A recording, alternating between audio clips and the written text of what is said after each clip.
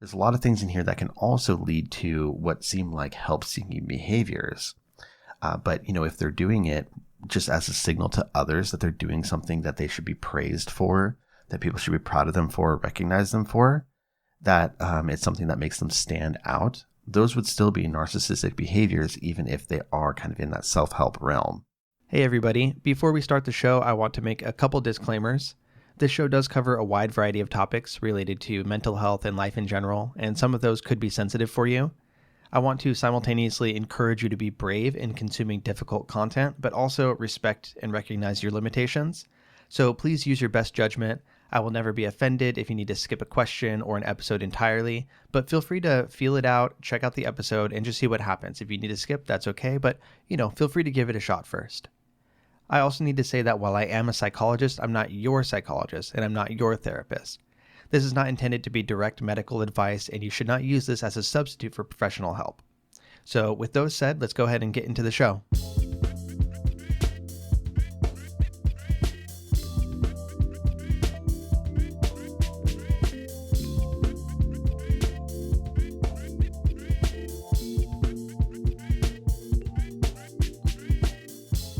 All right. Hello, friends of all varieties. This is the Hardcore Self-Help Podcast, episode 374. I'm your host, Dr. Robert Duff, aka Duff the Psych. I make mental health content for real people, just like you. And today I have a question and answer episode. Two really good questions from listeners like yourselves. If you have a question you would like to send in for the show, please shoot me an email to duffthepsych@gmail.com, or you can use the contact form at duffthepsych.com, just on the website there. And yeah, today I have two questions, and the first one is going to be a little bit longer. Second one's going to be a little bit more to the point, but really awesome stuff to get into. I'm excited about it. I wanted to give you a little heads up. I'm not sure if it's going to be relevant or if you can really hear, but I've been having some kind of oral health problems, and so there's something going on with my tongue, and I have it's been giving me a bit of a lisp this week, and I actually keep accidentally biting my tongue and stuff, so hopefully it doesn't really come into play. It's been really, really annoying this week, but if you do hear a little bit of lisp going on or anything that is my not normal voice, that's what's going on. But aside from that, I hope that you're doing well. If you have a long weekend ahead of you, I hope that you get to enjoy it. And yeah, let's just go ahead and dive into it. Here's the first question. How can you keep going to therapy and taking medication when you're watching the world come undone? What is the point of even trying to get better if the world looks like it may end anyway? The fighting, the wars, the hateful people in general just makes me very sad for the human race. I feel there's no hope left. People have no love or kindness for each other anymore. So yeah, this is a really good question, short and sweet, but I first off want to be clear that it's hard. It's really fucking hard, right? Every generation has had its hardships, but I really feel like those of us who are of the current generations have lived and continue to live through some truly historic times. And while there have been challenges in the past of a variety of, types, nothing has quite been like this, I don't think. And to top it off, we have unprecedented access to information, so we know just how much is going on, and we are faced with the reality of that all the time.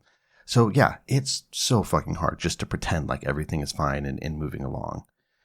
You are not alone in feeling this way, and I even, am having a bit of a hard time figuring out how to answer this, because I also feel the drain and the difficulty of trying to do my best, as a parent, as a provider, as a partner, as a cog in the machine of capitalism, right? Despite the fact that there are literally babies being buried under rubble elsewhere in the world, probably right now as you're listening to this.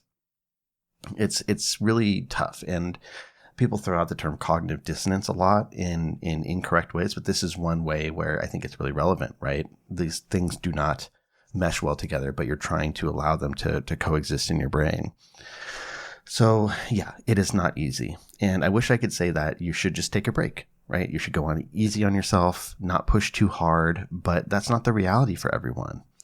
If you have the means to take some time off, if you can scale back on how hard you're working at your job, if you can otherwise prioritize your own health in some sort of way, then please do that. But when I think of my own situation, if I don't keep the pace like I normally do with my work, with my side projects, with everything, then I don't make enough money to provide for my family. We don't make bills or rent. I don't have enough money to make sure that we are eating, all those sorts of things. And so I don't really have the option of stopping, which ultimately isn't the healthiest thing. But it's not exactly something I can just snap my fingers and change at a moment's notice either. It's just the reality of the situation. So, all that is to say, I think we need to be realistic here and recognize that every situation is different. But if you can find a way to prioritize yourself, to take care of your own health, I think that's really important. So with all that said, I think hopefully I'll be able to provide some perspective that you may find helpful and some tips that you can use to help keep yourself afloat. And I will do my best to practice what I preach here. So maybe we can make a deal that we'll both try, right? You try to follow along with what I'm saying, see how it applies to you. And I too will try to do these things. So let's get into it. First off, I think one of the most important things you can do is to remember that we live in both the small scale and the large, the micro, the meso, and the macro, right? There are different scales to life. And so when you say something like you feel like people have no love or kindness for each other anymore, I can certainly understand the sentiment, right? People are killing each other over land, over money, over religion, over pride. And, there are people that here in the United States routinely walk into public places with the purpose of murdering people. We see the evidence of hate and violence toward people that don't share the same demographics that I do, on a daily basis. And it's horrific. But I can say with certainty that you are wrong that people have no love or kindness for each other anymore. There's so many ways that you can see this on a daily basis. And that's why I say that the micro matters too, the small scale. Yesterday, as I was working on the outline for this, I saw a woman and her elderly mother go out to lunch. And they spent just such special quality time together. They held hands. They talked about the little conversation starters that were on the table at this restaurant. I got to learn that the, old woman who looked like she might have been in her 80s or so, that the saddest movie she ever saw was Bambi, which I thought was valid, but also cute. And they were just there, totally connected and with each other for that 40 minutes or so that I was able to observe them. And it was a beautiful moment. This isn't my sort of thing, but they held hands and prayed before they ate. And that seemed like a very special moment for them. And it was beautiful. I also saw kids treating each other super well, from, my kid getting hugs and excited about people that he saw at school to somebody in my other kid's tennis class thanking him for being such a great partner, saying, "Hey, thank you for being a good partner today." Like, that was so cute. I saw a woman in the hospital for an assessment that really, really needed help getting out of a bad situation. I was there on behalf of the county trying to help out. And the social worker from the hospital that I went to, she totally went above and beyond to help facilitate me. She got me all the perfect records that I needed, walked all the way across, this facility that I was at to make that happen. And she really didn't need to do that. She could have just said, "Yep, you're good to go. Go ahead." Or talk to the nurse, whatever. But she went above and beyond to help for no reason other than she also wanted to get this person out of a bad situation, right? I went to a rally or a protest this past weekend and saw people doing their best to show care and love to people that they've never met from across the world. There are so many places that you can see just humanness and love playing out in real time. It doesn't take away from the ugliness happening at the macro scale, but it does exist along with it in the micro. So don't forget that. I know that for me, after working on this question and reflecting on this, I'm going to have my antenna up and I'll be even more aware of the love and kindness that I see around me for the rest of the week. So maybe you can do the same, right? Maybe you can try to pay attention to that and just keep your eyes open for examples of care, of love, of kindness, of consideration, of things that don't fit with what you're feeling regarding the world at large. And if it helps, you might even write down some examples of this. You might go home and write down what you've seen or type it out on your phone real quick, make yourself a voice note, whatever works for you.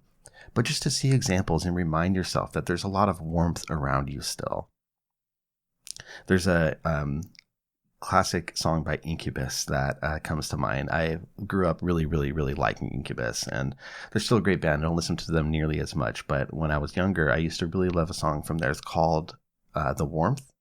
And in the song, he says, "Don't let the world bring you down. Not everyone here is that fucked up and cold." And that comes to mind, right? The micro matters too. So think about that. And that's one example of how you can focus on the micro to help balance out the concern that you have for the macro. You can also do the opposite. You can look at the macro to help you balance out the micro. But before I get into that, let me take a quick break and talk about our first sponsor for today. All right, this episode is brought to you by OneSkin. I am very pleased to have OneSkin on as a sponsor again because I have used their product consistently, and it's coming in clutch right now as the fall weather is setting in. Because along with the cool weather and, it getting darker earlier, it's also getting really dry. And I've been waking up feeling like a mummy, like my skin is so dry. I've been having like bloody noses in the morning. It hasn't been pretty.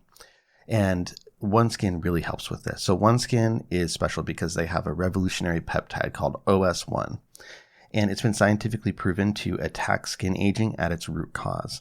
So rather than just focusing on trying to hydrate the skin, which it also does, it targets what are called senescent skin cells and helps you to actually reverse the aging of your skin.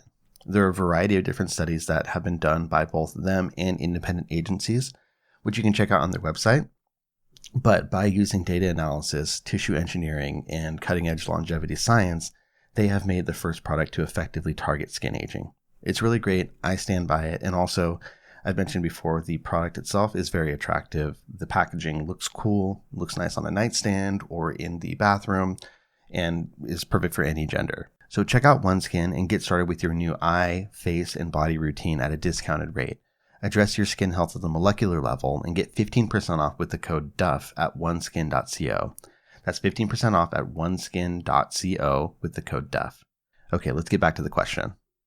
So we talked about how you can focus on the micro to help you with how you feel about the macro.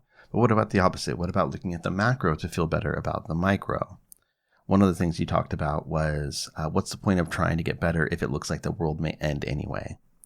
Now, the world is probably not going to end, right? So far, humanity has a 100% track record of persisting, regardless of wars, regardless of terrible things that have happened in our history. Of course, I'm not a fortune teller.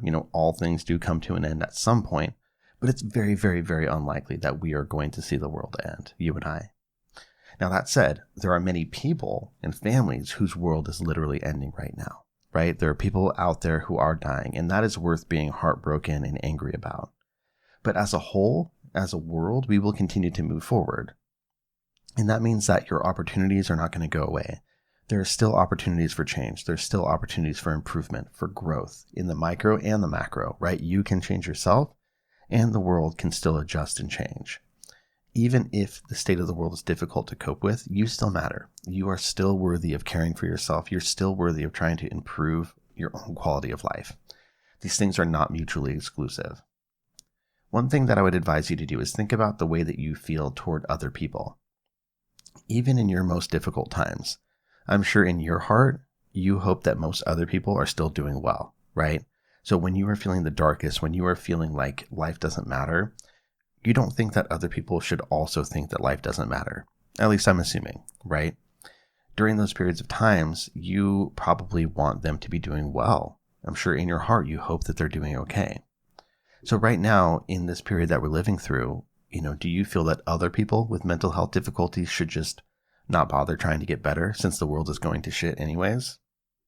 It's possible that you do. I think that is something that could happen, but I have to suspect that you're really mostly just applying that thinking to your own self. I think that one of the most common drivers of feeling hopeless and sort of nihilistic is simply feeling disconnected from others. So if you have a chance to interact with other people in a substantive way, I encourage you to do so. It could be dinner with friends or family. It could be participating in a cause that means something to you. It could be going on a date. It could be going to an art show. Whatever makes you feel connected to others and to the world, do that. Give yourself the opportunity to do that.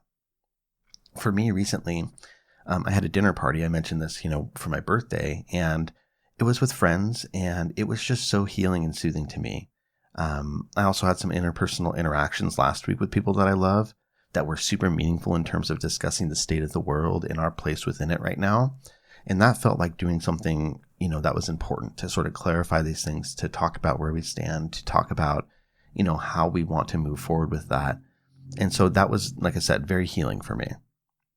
None of these suggestions are a panacea. They're not a cure-all, but they help to remind me why life matters. that there may be some purpose to it, even if that purpose is just to do the best that we can.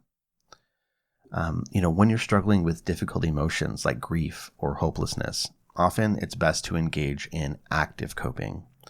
That means doing something, right? Taking some sort of action rather than just sitting back and suffering the negative impact of what's happening to you or the world around you. As to what you do, that depends on who you are as a person and exactly how you are impacted by the current situation. I would suggest that you look inward into whatever emotions you're feeling right now and see if there's a way for you to lean into them, positive or negative, right? So for example, one thing that I feel right now is a lot of gratitude that my children are safe. I feel a lot of gratitude for them, and I feel also a lot of responsibility. I have a sense of responsibility to help them become educated, kind, empathetic people. So leaning into that for me means working hard to love them in the best way that I can, and also talking to them about important or difficult topics like the war going on, like Thanksgiving, things like that, and actually engaging with them as humans. Maybe for you, you feel anger as a primary driver, and that's something you can lean into by taking political action or calling out problems amongst your, a circle of friends or family that you see. Even if it's something that's just for you, creating art that nobody ends up seeing, writing about your feelings that nobody else reads. Simply trying to channel your feelings into some sort of action can go a long way, because it helps you feel like you are doing something. Even if that's not directly connected to whatever it is out there that's bugging you, you are still doing something, and that matters. And as I said, if you're feeling disconnected, if you're feeling apart from others, maybe this is about finding community. If what you're feeling is lonely, maybe you need to find community through shared activities or shared interests. Obviously, I talk about my kids a lot because that's relevant to me. I know that's not the case for everyone. The reason that I think about them a lot in this capacity, though, is it's one of the ways that I feel like I can make a somewhat substantial difference, right? By trying to break cycles, by educating them, by letting them know, what their choices are, things of that sort. That's one way that I can help to try to break cycles and maybe by proxy have some sort of difference made in this world. But there are other ways of breaking cycles too. There are other ways of making an impact and becoming involved if that matters to you. Again, your coping doesn't have to be inherently political, but you obviously still matter. You deserve to have a decent quality of life, even if the world seems intent on exploding before you have a chance to enjoy it. So whatever you do, some activity is what's called for, I think. You working on your own life, you taking good care of yourself may also be a good model for somebody else. And in that way, you can have a ripple effect, encouraging other people to also take care of themselves. When in doubt, try falling back on the best friend trick. I've talked about this before, but this is where you apply the way that you are thinking about yourself to somebody else that you care about. It could be a friend, family member, whatever, somebody that you can imagine in your mind, and you can try to apply that same thinking to them and see if it hits the same, right? See if you feel the same way toward them or if you would want something different. So in this case, right, thinking, well, what's the point of taking medication if we're all just going to die anyway? Think about your best friend, think about someone you really care about, and imagine them feeling the same way. Is that what you want for them, or would you want them to feel differently? Right? So it's just a little bit of a hack to try to think about things from a different perspective. But yeah, in the end, I want to reiterate, there's no perfect answer here. It's hard. It's really hard. And if you're not operating at 100% right now, that's totally understandable. All that means is that you're human. But please keep in mind that life has always persisted through the most tragic and scary things that have ever happened. Ultimately, and unfortunately, that's not true for every individual, but what you see in the world does not mean that everything is hopeless and terrible. We are going to move forward, and as a whole, hopefully things will correct from this. So be kind to yourself, you deserve it, and good luck. All right, before we get into the next question, I want to talk about our other sponsor, which is Copilot. Copilot is an awesome app that connects you with a real-life personal trainer, and they help you with whatever your goals might be, whether that's fitness, whether that's weight loss, whether that's strength building. For me, if that's, working on some things like maybe snoring, they can help you with that. And it's amazing because they work with you. I had a meeting with my trainer, and he asked me what my goals were. He asked me what sort of equipment that I have. And he every week gives me 3 different workouts that involve primarily body weight things that I do here in my office, sometimes also involving resistance bands or the pull-up bar. And when we go through, it's just super, super smooth and seamless going through the app and the actual workouts, because every time you have an exercise, it shows you a little animation of a person doing that exercise, so you can just follow along. And there are a lot of tactile and audio cues so that you can keep going without having to fiddle with the app a lot or wonder if you're done, things like that. For example, let's say you have a minute long plank. It'll tell you at the 30-second mark that there's 30 seconds left. It'll tell you at the 10-second mark that there's 10 seconds left. And then you'll feel a little vibration telling you that it's done. And then you have a rest period and it tells you what's coming up next. So a really, really good app. I've used several of these and I'm a big fan of Copilot.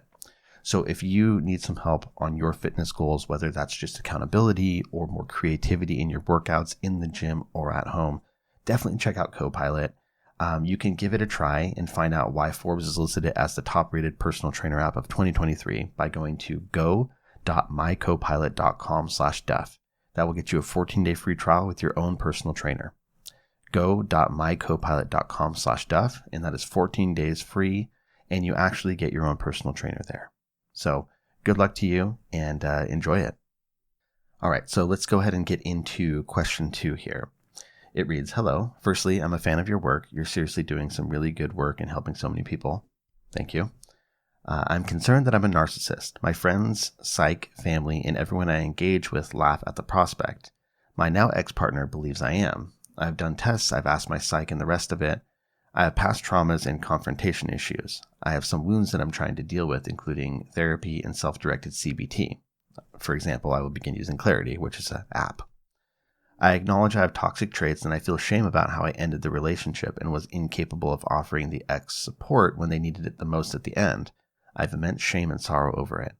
My question is, how can one tell if they're an actual non-empathetic narcissist or if I just have some very poor coping strategies? This could be simplified to, how can I tell if I'm in general toxic, or how to tell if I'm incapable of change and how to recognize our own negative behavior. I'm sure you get hundreds of emails with questions a day, but in any case, thank you for your podcast. I hope you have a lovely day." First point of clarification, I do not get hundreds of emails with questions a day. I might get hundreds of emails a day, but most of it's crap. I could use many more questions, so never be afraid to send in questions, even if you've already sent them in. So don't be afraid of that. But I really appreciate this question. It's clear to me that you are trying to do better, which I can appreciate. You admitted that you have some changes to make and some wounds to heal from, which is admirable. So let's just dive into it. First off, I need to clarify some of the terminology. You mentioned that you feel like you may be a narcissist. So let's go through some of those features. First thing to clarify is narcissism is something that could be considered a personality dimension, like extroversion or openness to experience, right? Just a part of your personality that you may have more or less of than somebody else. But when we talk about narcissists, usually that's implying that there's a disorder there. And so what we will be talking about is a type of personality disorder called Narcissistic Personality Disorder, or NPD. According to the DSM, the criteria of NPD include a grandiose sense of self-importance, preoccupations with fantasies of success, power, brilliance, beauty, etc., a belief that one is special and unique and can only be understood or associate with, or understood by or associate with other high-status people, a need for excessive admiration, a sense of entitlement, lack of empathy, interpersonally exploitative behavior, so exploiting other people, envy of others or the belief that others are envy of them, and then arrogant or haughty behaviors or attitudes. And so to actually get a diagnosis of NPD, you would need to have at least 5 of those.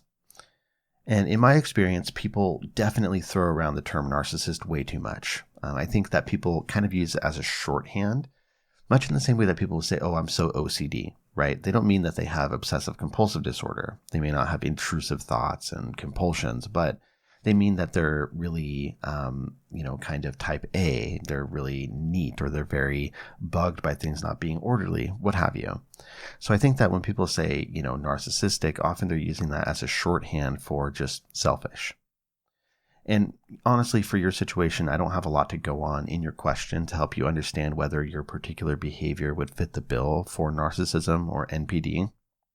Regarding your friends and others laughing at the prospect of you having NPD, I have mixed feelings about that. Like, on one hand, I know it's frustrating to feel like you have real concerns that are just being brushed off by others. So I'm sorry if you've been made to feel, foolish for having those concerns or even gaslit to a certain extent. But I also think it's probably a good sign that there isn't an obvious consensus here where people you're asking are like, yeah, I didn't want to mention anything, but there's definitely some narcissism here, right? I think there's probably a good element to this. I think the fact that you recognize the need for change and you said you feel shame and negative emotions about the way that your relationship ended, that suggests a level of empathy that would be relatively uncommon in people with narcissism. I think one of the primary things to think about here is the reasoning behind why you would like to change, why you're seeking help, why you feel bad. Because you can definitely have narcissistic people that get therapy, that consume resources designed to help them, that are still not actually doing it for themselves, right? Remember, one of the things in here was a need for admiration or arrogant behaviors, the feeling of envy of others. There's a lot of things in here that can also lead to what seem like help-seeking behaviors. But if they're doing it just as a signal to others that they're doing something that they should be praised for, that people should be proud of them for, recognize them for, that it's something that makes them stand out, those would still be narcissistic behaviors, even if they are kind of in that self-help realm. Likewise, you writing this question in your heart, if you're writing this in so that you get me to praise you and recognize you and make you feel good, maybe that indicates that there is a degree of narcissism. If you're doing it because you genuinely feel like you have work to do and you feel bad about what's happened in your life, then that would be less likely. So I think that's important for you to consider. What are the motivations? What are the reasons behind you seeking help and wanting to make a dent in this, wanting to get better? I also think that it's important for you to recognize that you are not out of time, that nothing unsalvageable has happened. You're going to have more opportunities to navigate relationships in a way that you could be more proud of. However, this most likely won't be with the person that things went sour with. This won't be with your ex. And you don't need to seek their approval. You don't need to seek their recognition for your changes to count, right? The proof will be in the way that your future looks. And this is actually a pitfall, a common trap that I see a lot of people who have narcissistic traits fall into, the feeling that they need to be noticed and recognized for their effort that they put in, right? Like, why don't you see I've been working so hard on this? That's not the point, right? Regardless of whether you exhibit significant narcissism or not, it sounds like you have some deep-seated issues that you need help parsing out. And these are things that you need to learn more about and try to heal from. And that doesn't have to do anything with your ex, noticing that, right? This is just for you. That means therapy. That means your self-help efforts. You mentioned, I think, that you do get therapy, that you're seeing a psychiatrist or, psychologist. So it's important that you are seeing somebody who is skilled on a regular basis to help you work through this. You want to build that trust and rapport so that you can feel supported by somebody, and that will allow you to dive deep into your past and learn more about the origins of the issues that you're talking about here. It won't happen quickly, but you can definitely make a difference for yourself. You asked in the question if you're maybe incapable of change. And truth be told, I think there are very, very, very few people who are actually incapable of change. There are many people who do not change over the course of their life, but that doesn't mean that they're incapable of it. People that are sort of incapable of change, usually there's something else going on there, right? Like, I have met people who have, say, a significant brain injury, and that's causing them significant emotional issues that they're not really going to change from. But when that's not in the picture, rarely are there people who can't change. And given your motivation and awareness, I think that you're in good shape to live a life and have relationships that you could stand by. You can make some difference for yourself here. When looking for resources, though, I would advise you to steer clear of TikTok because there is a ton of misinformation about narcissism on there. There's a lot of misinformation about everything under the psychology umbrella, but narcissism is one of the big ones where there's a lot of things that I don't agree with on there. There's a lot of things that are factually incorrect, so you need to be careful with that. In fact, I would say that instead of seeking out resources specifically for narcissism, I would instead look at the impact of your issues on your life and find resources that can target those. So, for example, let's say that one of the issues you're noticing is trouble communicating in a productive way. Rather than looking for tips for narcissists, instead, maybe you need to read a book about nonviolent communication. If you're having trouble controlling your temper and regulating your impulses, Maybe taking in resources about regulating your nervous system, finding ways to tamp down on extreme emotional reactions could be better. Essentially, I'm saying that maybe focusing less on the label and more of what you actually need to work on to feel like you're a better friend, a better partner, and a better person could be more useful for you. And then don't be afraid to gather perspectives as well, right? You've talked to some people about this, but I would say talking to more people can be good, and try not to lead them with questions about, hey, do you think I'm a narcissist? Do you think I'm a narcissist? Instead, ask them about how they see you in general. Ask about what your strengths and weaknesses are. Ask about how you make them feel.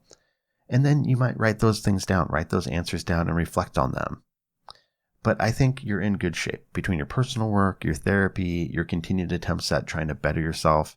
You are able to make some change here, and I hope that you see some serious improvement. So good luck to you, and thank you for the really interesting question. And with that, this is the end of the episode, everybody. I have been re-recording a lot of portions of this because I've been tripping over my words. So if there was anything in this episode that sounded a little off or jagged, that is why. But hopefully it sounded great. So thank you very much for your attention. I hope you're taking great care of yourselves wherever you are. This has been episode 374 of the Hardcore Self-Help Podcast. You can get the show notes for this episode at duffthepsych.com/episode 374. And if you want to send me a question for the show, please send me an email to duffthepsych@gmail.com. I'll see you for the next episode. Bye.